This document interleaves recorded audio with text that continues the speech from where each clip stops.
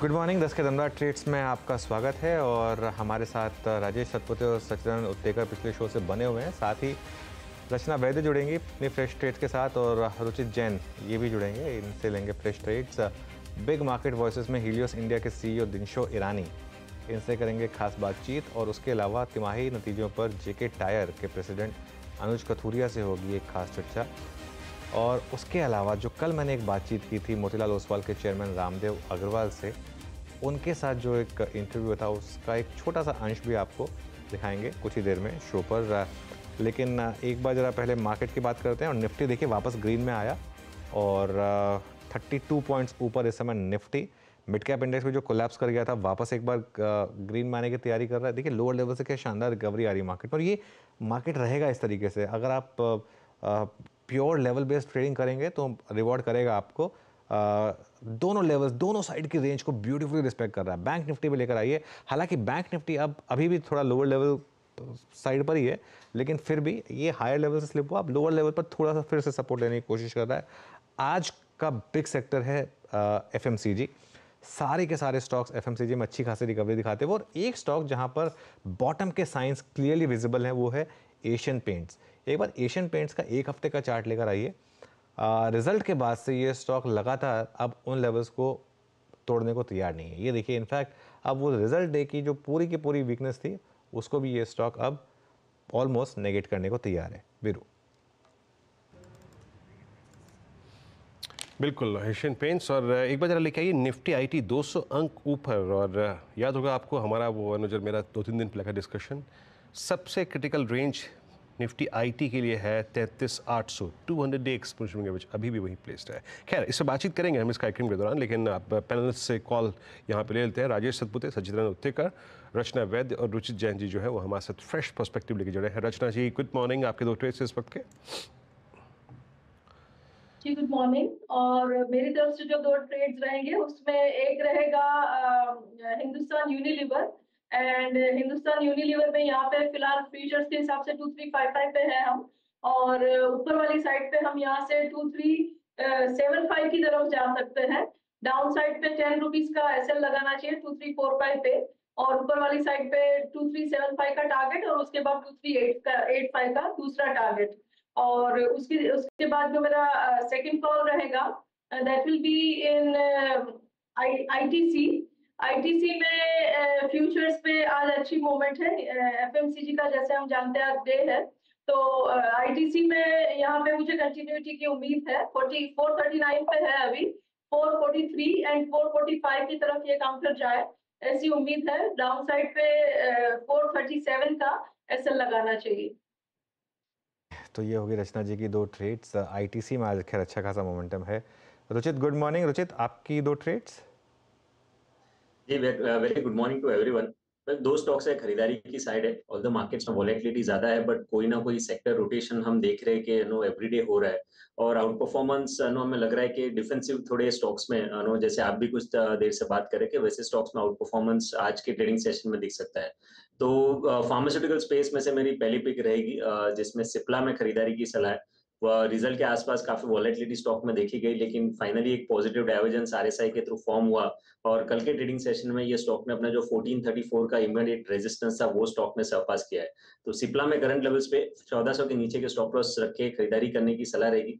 1515 के आसपास के टारगेट्स हम ये स्टॉक में नियर टर्म में एक्सपेक्ट कर रहे हैं। और दूसरा स्टॉक मेरा रहेगा with in the FMCG space में से ही मैरिको में। सो मैरिको में भी यहाँ पे एक बुलिश फ्लैग जैसा पैटर्न फॉर्म हुआ है। रिजल्ट्स के टाइम पे गैप अप के साथ में काफी एक अच्छा मूव आया, फिर एक कंसोलिडेशन फेज रहा, और वो कंसोलिडेशन फेज में कहाँ पे भी वॉल्यूम बेस्ड सेलिंग स्टॉक में नहीं रहे थे। सो मैरिको में भी यहाँ पे 582 के नीचे स्टॉप लॉस रख के खरीदारी करने की सलाह रहेगी 635 के अराउंड के टारगेट्स के लिए।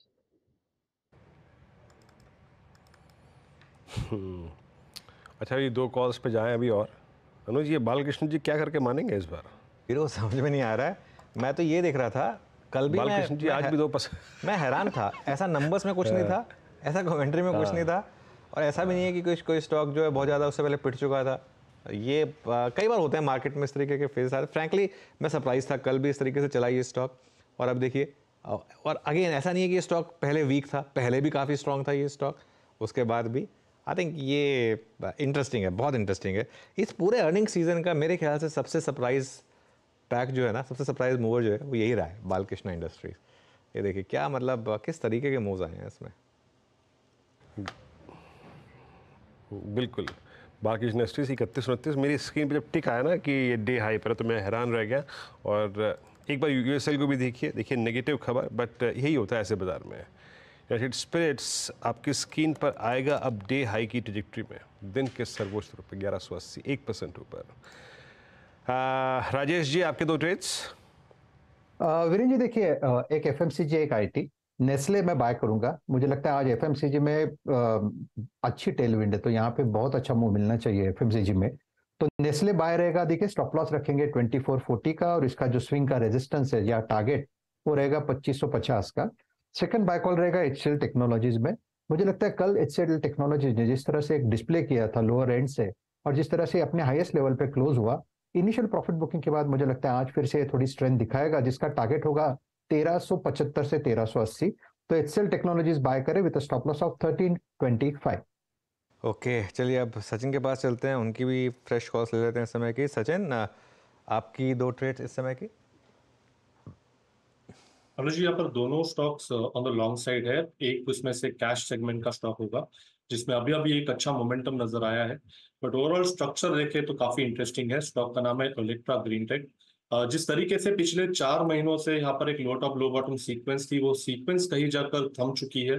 पिछले हफ्ते में एक क्लासिक एनगल्फिंग बुलिश फॉर्मेशन यहाँ पर एस्टैब्लिश हुआ है उसके वीकली स्केल पे, एंड प्लस आज के जो मोमेंटम में इसका जो एक पॉजिटिव क्रॉसओवर है इसके शॉर्ट टर्म एवरेजेस 5 and 20 में, तो मुझे लग रहा है कहीं जाकर ये बॉटम बनने के ही साइंस है। जिस तरीके से स्ट्रक्चर है मुझे लग रहा है ये मोमेंटम 2060 तक एक्सटेंड होना चाहिए। सो खरीदारी करनी है ओलेक्ट्रा के काउंटर में। स्टॉप लॉस आपको लगभग अराउंड 1685 पे लगाना है on a closing basis, and मुझे लगा पोजिशनली आपको ये रिटेन करना चाहिए 2060 के टारगेट के लिए। जो सेकंड कॉल है ऑन द लॉन्ग साइड, यहाँ पर मुझे लग रहा है अपार्ट फ्रॉम एफएमसीजी यहाँ पर काफी सारे सीमेंट स्टॉक्स में एक अच्छे कंसोलिडेशन ब्रेकआउट की फॉर्मेशंस है, एंड मुझे लग रहा है वहां पर जेके सीमेंट में एक अच्छा बेस बनाया है 3800 के आसपास। जिस तरीके से आज का डेटा है मुझे लग रहा है लगभग अराउंड 4100 तक का एक स्विंग बन सकता है। तो जेके सीमेंट के फ्यूचर्स में यहाँ पर खरीदारी की जा सकती है 3880 के स्टॉप लॉस के साथ। ओके, चलिए ये ट्रेड्स इस समय पूरी हुई। अब स्पाइस जेट कराने मारन से 450 करोड़ का रिफंड मांगेगी। चलिए ये मांग है, अब देखते हैं पूरी होती है या नहीं। अब आगे बढ़ते हैं और हमारे साथ मार्केट पर चर्चा करने के लिए हीलियोस इंडिया के सीईओ दिनशो ईरानी जुड़े हैं, जो करीब 3 दशक से मार्केट ट्रैक कर रहे हैं और पीएमएस मैनेज करने से पहले वो सेल साइड पे भी रह चुके हैं। तो उनसे समझते हैं कि इस समय मार्केट में क्या व्यू बन रहा है। दिनशो जी, गुड मॉर्निंग। बताइए, इस समय मार्केट थोड़ा वॉलेटाइल है, लेकिन क्या इलेक्शन का जो एक रिस्क लग रहा था वो कुछ हद तक कम हुआ है पिछले 1 हफ्ते 10 दिन का मूव देखकर, या अभी भी वो रिस्क इंटैक्ट है आपके हिसाब से? अनुज जी, पहले तो धन्यवाद आपका आपके शो पर आमंत्रित करने के लिए, और आपके और आपके दर्शकों को वेरी गुड मॉर्निंग। अच्छा, इलेक्शन का तो एक्चुअली हमारे माइंड में बहुत ही क्लैरिटी है कि हमें चाहिए कि एग्जिस्टिंग गवर्नमेंट आ जाए वापस, और वो एक सिंपल मेजॉरिटी भी चलेगी। 272 प्लस इज जो देखना है वही देखना है हमें। तो उसके लिए अगर जो मतलब आई डोंट थिंक इतना मेहनत लगेगा वहां पे, तो वो हमें लग रहा है कि जो बाजार में जो उथल पुथल हो रहा है उसको लेके वो शायद बिल्कुल जायज नहीं है। आई थिंक हमारे दिमाग में क्लैरिटी है कि एनडीए आ जाएंगे और प्रॉब्ली द ओल्ड पॉलिसी जो है वो कंटिन्यू रहेंगी, और उसके चलते हमें लग रहा है कि थोड़ा स्टेबिलिटी रहेगा। सो ये एक चीज गिवन है। लेकिन दूसरी जो प्रॉब्लम हमें जो लग रहा है बाजार में आज की तारीख में है, वो है एक तो लिक्विडिटी कंस्ट्रेंट, क्योंकि काफी एफआईआईज मूव आउट कर रहे हैं, बिकॉज चाइना जरा ज्यादा अच्छे रिजल्ट दिखाने लग गया और बहुत ही सस्ता है as compare to India. In fact less than half the valuation of India China trade कर रहा है वहां पे। तो इसलिए लग रहा है कि उनको एक तो ये पॉलिटिकल अनसर्टेनिटी नहीं देखनी है एफआईआईज को, इसलिए वो थोड़ा मूव आउट करके वहां जा रहे हैं। और दूसरा जो है वो क्वार्टरली नंबर्स है, वो शायद थोड़े डिसअपॉइंटिंग आ रहे हैं आज की तारीख में। इतने बढ़िया नंबर्स नहीं है, टॉप लाइन तो बिल्कुल ही नहीं है, ड्राई अप हो गया टॉप लाइन तो। बॉटम लाइन जो ग्रोथ आ रही है वो मेनली सिलेक्ट पॉकेट्स में आ रही है, तो ये सब जो है वो अच्छा नहीं है बाजार के लिए। ऑब्वियसली ये 1.5 महीने का जो सीजन पॉलिटिकल चल गया वो भी काफी लंबा चल गया है, तो आगे चल के तो हमें लग रहा है कि India like medium term to long term India comparison जैसा ग्लोबली आपको दिखेगा नहीं, given the kind of growth that we are going to see हमारी जीडीपी। ओके अच्छा, अब यहाँ से कुछ अगर थीम्स की बात की जाए, एफएमसीजी पर इन पर्टिकुलर क्या व्यू बनेगा, क्योंकि पिछले एक हफ्ते 10 दिन में रूरल फेसिंग स्टॉक्स ने आउट परफॉर्म करना शुरू किया है। एक एक्सपेक्टेशन है कि शायद इस बार अबव एवरेज मॉनसून भी आ जाए। जी एक्चुअली एफएमसीजी जो अभी आज की तारीख में रिजल्ट देखेंगे आप क्वार्टर के, तो वो तो बहुत ही बिल्कुल ही डिसअपॉइंटिंग रिजल्ट्स थे। इनफैक्ट अगर आप कट्स देखें उनके अर्निंग्स में आफ्टर द रिजल्ट्स, 4 से 5% अर्निंग्स कट्स आए हैं करंट ईयर के और अगले साल के वगैरह, तो इट वाज ऑब्वियस कि रिजल्ट इतने बढ़िया नहीं थे, इसलिए एनालिस्ट ने काफी कट लिए हैं। तो दैट वाज वो एक ऐसा एफएमसीजी सेक्टर था जो काफी डिसअपॉइंटिंग था नंबर्स वाइज मार्च के। बट जो मैनेजमेंट की कमेंट्री थी वो यही थी कि मार्च में उन्होंने जाके कुछ अपसाइड दिखे हैं रूरल इकोनॉमी में। ऑब्वियसली बहुत टाइम हो गया, 2 साल के ऊपर हो गए कि रूरल इकोनॉमी पिकअप नहीं हुई है, और इसलिए था रीजन कि वो शायद पिकअप आना चाहिए और वो आ भी रहा है। लेकिन आप देखिए कि बेस काफी लो था, तो ये जो पिकअप है वो इतना एक्साइटिंग पिकअप भी नहीं है। और दूसरा जो हमने दूसरा जो सुना वो ये सुना कि जो पिकअप है वो lower end of the commodities में, मतलब जो सॉरी प्रोडक्ट्स में, तो डाउन ट्रेडिंग चल रहा है वहां पे rather than buying premium products rural market में। तो ऐसा लग रहा है कि अभी भी स्ट्रेस है वहां पे बाकी, इसलिए इतना क्लैरिटी नहीं है।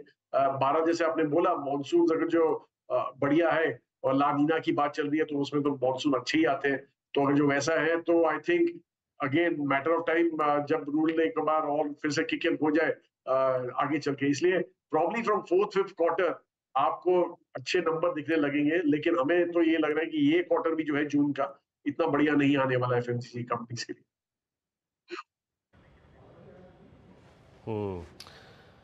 आज दिनशॉ सर की जो आई थिंक बातें हैं वो थोड़ी सी मायूस करने वाली हैं। एक तो इनको अर्निंग्स बहुत अच्छी नहीं लगी, टॉप लाइन थोड़ा ड्राइड लगा, और जो एक और बात आपने कही, नहीं खैर ठीक है, ऐसी बात नहीं, जो सत्य है। आपने जो बात कही कि एफआईएस का पैसा चाइना के मार्केट में जाता हुआ, हैंगसेंग को देखिए आपने बीते 2 महीने में स्ट्रॉन्ग परफॉर्मेंस दी। मैं इनफैक्ट स्टैट्स देख रहा था दिनशॉ जी, स्पेशली मार्च अप्रैल मई में एफआईएस लिक्विडेशन काफ़ी हुआ है। मेरे पास जो डिजिट्स है उसके मुताबिक करीब 70,000 करोड़ रुपए इस दौरान उन्होंने एग्जिट किया इंडियन मार्केट्स को। ये जब डाइवर्जेंस आता है, इंडियन मार्केट्स को अवॉइड करते हैं, फिर चाइनीज़ मार्केट को चेस करते हैं, ये कितने समय तक परसिस्ट करता है हिस्टोरिकली? क्योंकि आप जहाँ बैठते हैं वहाँ से आप लोगों की ये पैमाइश होती होगी अमूमन। ये डिफरेंशियल कितने समय तक रहता है? 1 quarter, 2 quarter, 1 earning season, 2 earning season? जी एक्चुअली वीरू जी मुझे नहीं लगता कि अर्निंग सीजन का भी इशू था ज्यादा देन चाइना जो बोला उसका था। तो आपको अगर ये याद होगा अक्टूबर 2022 में चाइना बोला कि हम अभी ओपन अप कर रहे हैं और हमारे पब्लिक को भी अलाउइंग देम। कोविड से बहुत जोरों के वो बाहर निकले थे, 4 महीने शायद वहां पे काफी मोटे फ्लोज गए थे और इंडिया ने काफी आउटफ्लो देखे थे उस समय तक। मुझे याद है अक्टूबर तक बहुत ही मोटे इंडिया में इनफ्लोज थे एफआईएस के, और फिर पिछले अगले 2 महीने में नवंबर दिसंबर में काफी आउटफ्लो हुए और ये कंटिन्यू रहे फरवरी तक। फिर मार्च में वापस फ्लोज आने चालू हो गए थे और उसके चलते आपने देखा कि बाजार में वापस पिकअप हुआ था। मार्च 2023 की बात कर रहा हूँ मैं। तो ये 4-5 महीने मुझे लगता है ट्राइंग है, क्योंकि एक्चुअली आप देखिए जो चाइना ने क्या बोला, उन्होंने बोला कि मैं अपनी इकोनॉमी को पुश कर रहा हूँ, मैं अपने रियल एस्टेट को बेल आउट करने की ट्राई कर रहा हूँ। लेकिन जो नंबर्स हैं जो बात करते हैं मतलब इकोनॉमी जो बेल आउट की बात हुई जैसे रियल एस्टेट की, अभी रिसेंटली ये 2 हफ्ते पहले शायद उन्होंने नंबर निकाले थे, $49 बिलियन की बात हो रही है। That's nothing. उनका जो इन्वेंट्री है वो $700 बिलियन का इन्वेंट्री उनके पास पड़ा हुआ।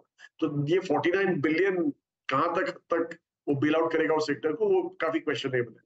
दूसरा उन्होंने बोला कि मैं अपनी इकोनॉमी पुश कर रहा हूँ, लेकिन डोमेस्टिक जो जीडीपी डिफ्लेटर है वो नेगेटिव है उनका। डिफ्लेटर नेगेटिव ही होता है नॉर्मली, सॉरी। तो इधर आप देखें तो इट्स ऑब्वियस है कि जो डोमेस्टिक डिमांड है वो इतनी पिकअप नहीं हो रही है वहां पे, तो इट्स ऑब्वियस कि वो पुश करने की ट्राई कर रहे हैं एक्सपोर्ट मार्केट में। तो ये सब जो स्टोरियां हैं वो एक हद तक चल सकती है, और वही हुआ जैसे मैंने बोला 4-5 महीना तो अभी आपको दिखेगा बिफोर। और हमें तो ऐसे एक्चुअली लग रहा है कि एक बार रिजल्ट्स आ जाए हमारे इलेक्शन के, budget out of the way हो जाए, तो वापस आपको ये हमारे डोमेस्टिक मार्केट में एफआईआईज के फ्लोज दिखने चालू होंगे।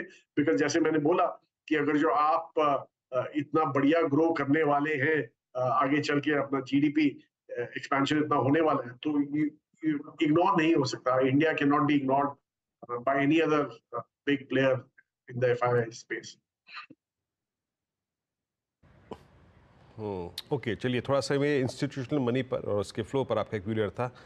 अभी आपने अर्निंग सीजन की बात करी, बट उसी अर्निंग सीजन में एक स्पेस ऑटो, दिनशॉ जी आपने इस बार एमएनएम के नंबर्स देखे होंगे, उनके मार्जिन्स को देखा।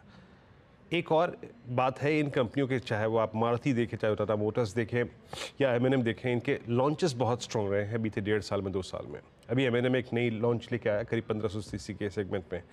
ऑटो पे आपका व्यू क्या है? ऑटो को आप कैसे देख रहे हैं इस वक्त? पैसेंजर व्हीकल सेगमेंट को, टू व्हीलर सेगमेंट को, या फिर ऑटो एंसिलरी स्पेस को? देखिए, टू व्हीलर स्पेस पहले तो उसकी बात करते हैं, सबसे इजीएस्ट वही है, क्योंकि वहां पे एक मोटा टिप आया था डिमांड में, और वो आई थिंक बिकॉज ईवीज जो थे वो काफी हद तक उनका मार्केट शेयर ले गए थे, तो वो डिप से थोड़ा पिकअप दिखाया आपको। और आई वाज टोल्ड कि ये इस टाइम जो गर्मी के सीजन में, जो शादी का सीजन था, उसमें काफी अच्छा ऑफटेक भी हुआ है टू व्हीलर्स का, तो इसलिए अभी भी आजकल काफी ड्रिवन होता है मैरिज सीजन से चलते। तो एनीवे, तो उससे अच्छा पिकअप हुआ है, लेकिन हमें लग रहा है कि यहाँ पे लिमिटेड स्टोरी है, क्योंकि जो इलेक्ट्रिक व्हीकल्स है टू व्हीलर स्पेस में, वो काफी हद तक कम्पीट करेंगे, और वही एक लेसन है जो हमें दिख रहा है पीवी स्पेस में, पैसेंजर व्हीकल स्पेस में भी। हमें तो ऐसे लग रहा है कि आज की आपने by the way Tata motor की जो जिक्र किया आपने, का रिजल्ट अच्छा था, लेकिन जो मैनेजमेंट कमेंट्री थी वो काफी सबड्यूड थी, क्योंकि इट्स ऑब्वियस कि वहां पे भी उन्होंने ग्लोबली, जो by the way Tata motor के मेन नंबर जेएलआर के ही थे, और जेएलआर में जो नंबर अभी आगे चल के दिख रहे हैं वो काफी कंस्ट्रेंट दिख रहे हैं, क्योंकि उनके पास ईवी पोर्टफोलियो नहीं है आज की तारीख में, हाइब्रिड पोर्टफोलियो है लेकिन इतना बढ़िया नहीं है, तो उसके चलते वहां पे उनको दिख रहा है कि कोलैप्स आएगा उनके वॉल्यूम्स में, तो उसके चलते उसके बाद टाटा मोटर नीचे आया था। एनीवे, तो यही जो मैं बोल रहा हूँ, कोई प्रॉब्लम होने वाली है ये स्पेस में। बहरहाल, जैसे आपने एमएनएम की बात की, MNM mainly I think SUV space में काफी स्ट्रांग है, तो इसलिए वो शायद ठीक रहे, लेकिन मैटर ऑफ टाइम है कि ऑटो स्पेस में जब तक ईवी का ओवरहैंग रहेगा, आई डोंट थिंक ये सेक्टर इतना बढ़िया करेगा। हमें तो एक्चुअली ये लग रहा था कि मार्च क्वार्टर शायद एक पीक क्वार्टर था, और इसके बियॉन्ड आपको डिसअपॉइंटमेंट ही देखेंगे ऑटो स्पेस में। बिल्कुल। मेटल्स में आप पार्टिसिपेट कर रहे हैं क्या आप, दिनशॉ जी? मतलब इवन अगर शॉर्ट टर्म स्ट्रैटेजिक कॉल ही लेना हो यहाँ पर तो? जी जी, प्रॉब्लम मेटल्स का, जैसे मैंने बोला कि जैसे ही चाइना पे लाइक आई डोंट नो, आपने शायद ये भी देखा होगा कि यूएस ने एंटी डंपिंग ड्यूटी लगाना चालू कर दिया चाइना पे, इनफैक्ट चाइना प्रोडक्ट, इनफैक्ट उनके ईवीज में जो 25% ड्यूटी थी वो बढ़ा के उन्होंने 100% कर दी है, क्योंकि जैसे मैंने बोला चाइना में तो डिमांड है नहीं, तो वो शायद पुश कर रहे हैं एक्सपोर्ट मार्केट में। तो ये सब अगर जो इफेक्ट होगा, तो ऑब्वियसली मेटल स्पेस में काफी हद तक नमी आ जाएगी उसके बाद, क्योंकि आज की तारीख में मेटल रैली इसीलिए कर रहे हैं कि लोग देख रहे हैं कि चाइना में ग्रोथ आ रही है, तो इसलिए अच्छा लग रहा है, पर हमें नहीं लगता कि ये ज्यादा सस्टेन होगा, इसलिए हम एक्चुअली आज की तारीख में पार्टिसिपेट भी नहीं कर रहे इसमें। हमें लगता भी नहीं कि ये पॉप जो आया है आपके मेटल स्पेस में वो ज्यादा हद तक लास्ट आउट करेगा, so we are not participate. Okay, बिल्कुल। अच्छा, एक तो चीज़ और पूछनी थी आपसे, क्या अब समय आ गया है कि थोड़ा सा व्यू चेंज किया जाए और बैंकों में अब फोकस किया जाए सेकंड टियर बैंकों पर? आई नो आपका काफ़ी पॉजिटिव व्यू रहा है एचडीएफसी बैंक जैसे स्टॉक्स पर, लेकिन क्या अब थोड़ा ज़्यादा आपको मोमेंटम इस समय दिख रहा है पीएसयू बैंकों में या बाकी के सेकंड टियर प्राइवेट बैंकों में? सो अनुज जी, एक्चुअली पीएसयू बैंक तो जैसे कंसोलिडेशन काफी हुआ है, मतलब 27 बैंक में से अभी सिर्फ 12 या 13 बैंक रह गए हैं आज की तारीख में पीएसयू में, 12 बैंक के। रह गए। तो इट्स ऑब्वियस कि गवर्नमेंट का फोकस काफी था उधर, और उसी के चलते हमें भी थोड़ा एक्साइटमेंट हुआ है और हमने भी एक्सपोजर लिया थोड़े पीएसयू, 2 ही पीएसयू बैंक है हमारे पास, तो उनमें हमारा एक्सपोजर है। लेकिन ओवरऑल जो फाइनेंस स्पेस है, बैंक्स को आप इंक्लूड करें उसमें, तो वो हमें लग रहा है कि काफी वाइब्रेंट होने वाला है आगे चल के। क्योंकि आप अगर जो जैसे हमने बोला कि हमारी जीडीपी 5 ट्रिलियन होने वाली है अगले 2-3 साल में, तो अगर जो वो ऐसा होने वाला है, तो आप ऐसी इकोनॉमीज देखें जिन्होंने ये किया था पहले, तो वहां पे फाइनेंशियल्स ने बहुत ही बढ़िया परफॉर्मेंस दिया था उस समय। इनफैक्ट आपको याद होगा वॉरेन बफेट जी ने जो मेजर पैसा कमाया था वो फाइनेंशियल में ही कमाया था 70s में। तो वो आप देखें तो हमें तो लग रहा है कि ये स्पेस इतनी बढ़िया होने वाली है आगे चल के इंडिया के लिए, इसलिए इतना एक्साइटमेंट हमारे बीच में कि हमने ऑलरेडी एक अप्रूवल ले लिया है और हम वेरी शॉर्टली एक फाइनेंशियल सर्विसेज फंड लॉन्च करने वाले हैं, क्योंकि जो ऑप्शंस भी हैं मार्केट में काफी बढ़ गए हैं। अभी बैंक्स तो पहले से ही थे, प्राइवेट और पीएसयू, पर अभी आप दूसरे जो एनबीएफसी स्पेस में जो देख रहे हैं, सर्विसेज स्पेस में देख रहे हैं, बहुत ही ज्यादा ऑप्शन आ गए। अपने स्टॉक एक्सचेंजेस भी लिस्ट हुए हैं हमारे बोर्सेस पे, या तो ब्रोकर्स हैं, वेल्थ मैनेजर्स हैं, मॉर्गेज कंपनीज हैं, क्रेडिट कार्ड कंपनी। तो इसलिए हमें लग रहा है कि ये स्पेस में काफी वाइब्रेंसी रहेगी आगे चल के, और इसलिए ये जो पिछले 4 साल का अंडर परफॉर्मेंस है वो वेरी शॉर्टली हमें लगता है कि टर्न होने वाला। अच्छा सर, दिनशॉ सर, इस दौर में बीते 3 महीने में एक चीज़ जो कि बाजार के फेवर में थी, हालांकि इस बार ईरान में जो दुर्घटना घटी वो कतई अच्छी नहीं थी, लेकिन फिर भी सारी जो पॉलिटिकल टेंशन्स के बीच में क्रूड की रियलिटी जो रही, 80-82 की ट्रैजेक्टरी में इसका बहुत वाइल्ड तरीके से 90-95 पे ना जाना या फिर सिंक भी ना होना 74-75 के जोन में, लेकिन 82 पर क्रूड की स्टेबिलिटी आपको इस वक्त ओएमसीज पर क्या व्यू रखने को कहती है? ओएमसीज जिसमें हमने इनके करियर का सबसे स्ट्रॉन्ग मूव देखा पिछले 4 महीने में, अभी आपका व्यू क्या है? जी, एक्चुअली हमारा ओएमसीज में काफी हद तक व्यू चेंज हो गया था, लास्ट ईयर ही चेंज हुआ था, क्योंकि हमें लग रहा था कि पीएसयू स्पेस में एक जो कैश काउ हो सकती है गवर्नमेंट ऑफ इंडिया के लिए वो ओएमसीज ही थी। तो इसलिए हमने हमारे पास दोनों जो मेजर ओएमसीज हैं वो हमारे पास है आज की तारीख में, और इसीलिए रखे हुए थे क्योंकि यहाँ पे जो पहले होता था, क्या होता था कि इतना प्रोफेशनली मैनेज नहीं होता था, they were at the mercy of the government कि वो बोले भाव काटो, इन्फ्लेशन बढ़ रहा है। तो लेकिन हमने देखा कि इन्फ्लेशन भाव बढ़ते बावजूद गवर्नमेंट ने उनके भाव नहीं काटे, उनको काफी हद तक एक सुपर ऑर्डिनरी मार्जिन्स अर्न करने दिए, सुपर एक्स्ट्रा मार्जिन्स अर्न करने दिए, और वो लास्ट 3 महीने पहले शायद उन्होंने काटा था, but that was to normalise the margins. तो वो हमें बहुत ही अच्छा लगा कि इस बार इतना इंटरवेंशन नहीं है उनके पार्ट में। और दूसरा, जैसे आपने बोला, एक क्रूड में स्टेबिलिटी जैसी आ गई है, क्योंकि ऑलरेडी आपने देखा कि जो ओपेक कंट्रीज थी उन्होंने काफी कट किया प्रोडक्शन में, फिर भी भाव इतना बढ़ा नहीं। फिर एक टेंशन हुआ इसराइल और ईरान के बीच में, तब एक स्पाइक होकर 90 हो गया था, फिर वापस 80-82 पे आके रुक गया है डॉलर पर बैरल क्रूड का भाव। तो ये stability is what we were looking for, और हमें ऐसे लग रहा है कि आगे चल के अगर जो गवर्नमेंट ऑफ इंडिया को जो बजट आने वाला है जुलाई में होपफुली, वहां पे हमें लग रहा है कि पीएसयूज पे काफी हद तक ध्यान दिया जाएगा। प्राइवेटाइजेशन की बातें हो रही है, डाइवेस्टमेंट की बातें हो रही है, तो हमें ये लग रहा है कि ये जो सेक्टर है वो काफी हद तक वाइब्रेंट रहे। चलिए दिनशॉ जी, बहुत बहुत शुक्रिया आप इस कार्यक्रम में शामिल हुए। सभी सेक्टर्स पे, अर्निंग्स पे और सेक्टर्स पे और एफआईज मनी पर आपने अपना व्यू हमसे शेयर किया, बहुत बहुत शुक्रिया। धन्यवाद। विषय को थोड़ा यहाँ बदलते हैं। सीएनबीसी आवाज़ की मैनेजिंग एडिटर अनुज सिंगल ने कल मोतीलाल ओसवाल के चेयरमैन और को फाउंडर श्री रामदेव अग्रवाल से बाजार पर काफ़ी विस्तृत चर्चा करी। मुद्दे थे एफआईज के मसले पर उन्होंने बात की।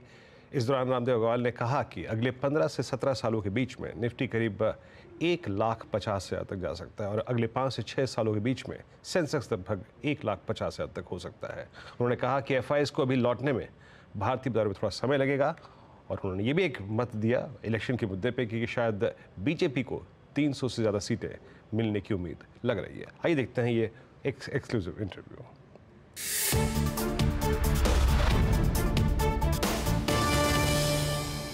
एक ब्लॉग लिखा था जिसमें आपने कहा था कि सेंसेक्स 1.5 लाख। हाँ, सेंसेक्स 1.5 लाख आपने कहा था एक ब्लॉग में, ठीक है ना? तो कब तक आ जाएगा सेंसेक्स 1.5 लाख आपके हिसाब से? 5 साल जोड़ लो आज से, अपने 74,000 में है ना। तो आप समझ लो क्या 2024-29 और बहुत खराब हो गया। बहुत खराब हो गया 30। अच्छा, और बहुत अच्छा हो गया तो 28। ओके, तो अगर बहुत अच्छा रहा तो 2028 में 1.5 लाख, और अगर खराब रहा तो 2030 में 1.5 लाख। सेट है। और राकेश सर कहते थे कि हम तो, जब हमने उनसे 1.5 लाख की बात की थी, उन्होंने कहा था कि आप तो सेंसेक्स देख रहे हो, मैं तो निफ्टी 1.5 लाख देख रहा हूँ। और निफ्टी कब होगा 1.5 लाख? फिर वो भी हो जाएगा, लेकिन थोड़ा ज्यादा टाइम लगेगा। तो उसका देखिए मैं बताता हूँ, अभी निफ्टी कितना 25,000 22,500। हाँ ठीक है, 25,000 समझो आप। तो आपको 1.5 लाख निफ्टी करने का है ना, तो 6 गुना करने का है। तो 6 गुना करने के लिए आपको 2, 2, 4, तो आपको समझिए 8, सॉरी 4 दूनी 8, 4 के बाद आपको समझिए 12 साल में। 12 साल में? हाँ, 12 साल में नहीं, 12 साल में बहुत, सॉरी 15 साल में। हाँ, 15-17 साल में हो जाएगा 1.5 लाख। आप समझ 2040 में आपको 1.5 लाख निफ्टी दिखना चाहिए।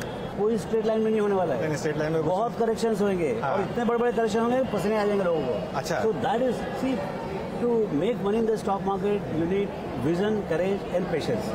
And patience is the most important thing, and that must be observed at the time of stress, not good time. अभी तो सबको पैसे मिल रहे हैं। बहुत लोग कह रहे हैं कि जो इतनी शानदार अर्निंग्स ग्रोथ आई है, इसमें काफी कुछ मार्जिन का इम्पैक्ट है, लेकिन अब शायद मार्जिन यहाँ से और आगे बढ़ेगा नहीं। अर्निंग्स इज अर्निंग, समझना, चाहे वॉल्यूम से आए, रेवेन्यू से आए, पीक हो गए ये कह रहे हैं लोग। इसके मार्जिन कुड भी, बट वॉल्यूम से नॉट पिक्ड अप ना। तो अभी वॉल्यूम का गेम बाकी है, पूरा गेम बाकी है। आप जितना ऊपर से आप प्रेशर डालोगे, भाई आप चाहे कैपेक्स करो, चाहे कंज्यूमर स्पेंड करो, चाहे फिस्कल पॉलिसी करो, मॉनेटरी करो, ग्लोबल करो, भाई वॉल्यूम तो ग्रोथ आएगा ना इकोनॉमी में। तो जब वो ग्रोथ आएगा तो उसके बाद में आपको ऑपरेटिंग लीवरेज मिलेगा। तो जो मार्जिन में 15% है वो 18 भी हो सकता है। यदि आपका volume growth is instead of 10%, if it is 15%, obviously there will be operating leverage. So ऐसा nothing is over, everything is on the table. Market में थोड़ा सा एक रिस्क लोग कह रहे हैं इलेक्शन को लेकर, कितना जेन्युइन है ये रिस्क, या कितना आपको लग रहा है कि ज्यादा जबरदस्ती का फेस जेन्युइन? तो मतलब भाई देखिए 4 तारीख को ही आएगा, समझ, तो अपने 14 दिन तक मजा करने का है। तो क्या इसका मतलब ज़्यादा टेंशन लेने का नहीं भाई। आपका जो बुकीज जो हैं, जो बेचारे अपना हजारों करोड़ लगा करते हैं, उनका 305 का ऐसा कुछ आता है नंबर। 300 उससे ज़्यादा दिमाग क्या करने का? आपको सेम गवर्नमेंट आएगा 10%, 290 आ जाएगा। 300, मेरे को लगता है 305 ±10 बीजेपी का मेरे ख्याल से। मैं तो प्लस ही बोलूँगा, लेकिन मैं क्या बोलता हूँ वो रेंज में आएगा। अब वो रेंज में आने तो क्या टेंशन है? सेम गवर्नमेंट आएगा, कंटिन्यू पॉलिसी आएगा, फर्स्ट 100 डेज का धमाका आएगा, उससे कुछ फर्क नहीं पड़ता, मतलब एनडीए का मतलब वो सब I don't know, what is the purpose and क्या आएगा वो तो 4 तारीख को मालूम पड़ेगा ना। क्योंकि देखिए मतलब एक ये बहुत बड़ा सैंपल है, बहुत डाइवर्स कंट्री है, एंड होल लॉट ऑफ, अपने को उतना मालूम है, अपन कोई फ्रेम में है नहीं, कोई दिन रात उसके बारे में बात नहीं करते, अपने को उतना अपने कॉर्पोरेट अर्निंग्स में जितना बिजी है उतना सब इतना इलेक्शन में नहीं। So we don't know what is going to outcome, but I'm just saying the guys who are living 24/7, they are saying it is going to be 300, तो मेरे दिमाग में लगाने का। अच्छा मान लो जो भी आया और तुम 4 तारीख को मालूम पड़ेगा, and my strategy doesn't change. I'll remain 100% invested on 3rd and on 5th, irrespective of market level. इतनी FI सेलिंग क्यों आ रही है? देखिए मैं अमेरिका में था, अभी वर्ष आया तो गया, अभी आप गए थे? हाँ। तो मैंने एक हफ्ता जो है ना 15-20 लोगों से मिला। मैं बोला भाई उनको, मेरे को तो कुछ बेचने का नहीं है, but I just wanted to hear why the hell. He said sir you are part of EEM, emerging market box. You are not India. For us, you are one component of EEM. And EEM 15 साल 20 साल से कुछ कमाया नहीं। अच्छा, at the same time, developed market led by America, they have been booming.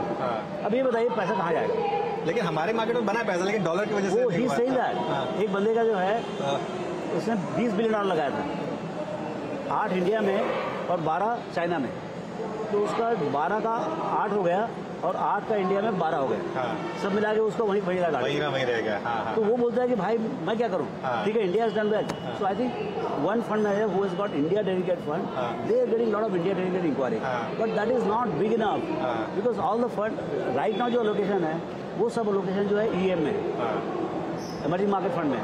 सो अब अच्छा बात यह है कि China is doing well, China should do well. China अच्छा करेगा तो क्या होगा कि आपको जो वैल्यूएशन गैप है जो भी 50-60% है वो गिर के 20-30% है। जहाँ से 30% गैप हुआ between India and China, there are two ways to bridge the gap. One is bring down India to China level, second you live the China with say 20-30%. I think secondary strategy is better. If the China goes up by 20-30%, we are in terrific shape. Then they will come back to India. Okay. अभी जो आपने बोला है मैं बिल्कुल मानता हूँ इस बात को कि यूएस में इतना पैसा बन रहा है, एनवीडिया जैसी कंपनी में इतना पैसा बन रहा है, अभी यूएस में रेट कट भी शुरू हो जाएंगे, तो अभी हम ये मान लेंगे एफआईआई का पैसा अभी कुछ टाइम तक यूएस में ही रहने वाला, हमारा मार्केट हमारा रिटेल ही चलाएगा, बोनस एक्सपेक्ट ना करें। अभी 2-4 महीने तो लगता नहीं आएंगे वो। Something to change. अभी रेट कट की बात करें, रेट कट कब आएगा वो भाई लोग बोलते हैं कि 3 कट आएगा, 4 कट आएगा, अभी तो 1 कट का ही पता नहीं है। तो पहला कट से चालू तो करो कम से कम, and then by that time hopefully China is also moved up little bit, we have our earnings have moved up, not the valuation so much. So ऐसा बहुत सारा lot of things will come together, but one day they will come. Okay, they will definitely come, but maybe it is some time away.